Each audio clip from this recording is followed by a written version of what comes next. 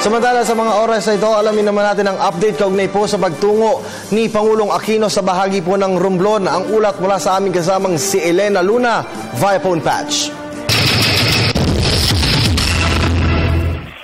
Maraming salamat, Kirby. Si Undersecretary Janet Garin ang susunod na magiging kalihim ng Department of Health. Ibinunyag ito ni Pangulong Aquino sa naging panayam sa kanya habang bumibisita dito sa lalawigan ng Romblon. Ayon sa Pangulo, inuuna lamang nila ang paghahanda sa pagdating ng Santo Papa para sa susunod na linggo, kaya hindi pa nila ito napapagtuunan ng pansin. Kasabay nito, nagpahayag din ang Pangulo ng kahandaan na kausapin ang nagbitiw na si Health Secretary Enrique Ona. Pero hinihintay daw muna ng Pangulo na makumpleto ang ginagawang investigasyon kay Ona.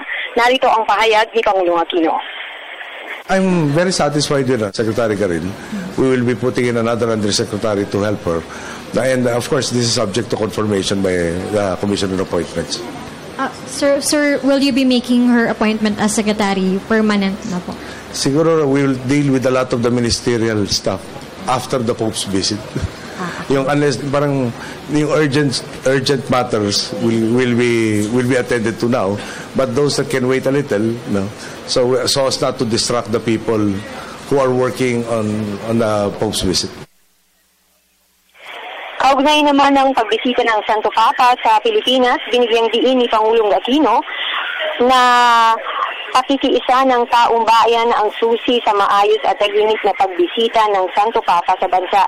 Partikular na pinaghahandaan ng gobyerno ang magiging misa ng Santo Papa sa Quirino Grandstand, kung saan mahigit 6 na Nataya na hindi bababa sa 6 na milyon ang pupunta doon sa Quirino Grandstand.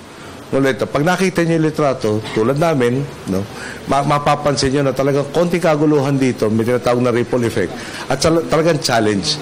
So, dulo nito, merong at least 25,000 na membro natin kapulisan at kasunduluhan na siyang makakalaga sa seguridad ng Papa. Pero 25,000, 6 na milyon yung tao doon, hindi kakayanin ng gobyerno mag-isa. So ulit-ulitin ho namin mensahe, no? Nakipag-ugnayan kami sa simbahan, sa iba't ibang mga grupo, sa sektor na pribado, na pag pinagtulungan natin ito, maabot natin, inasam-asam natin lahat na isang mapayapa at saka talaga makabuluhang pagbisita natin sa Papa.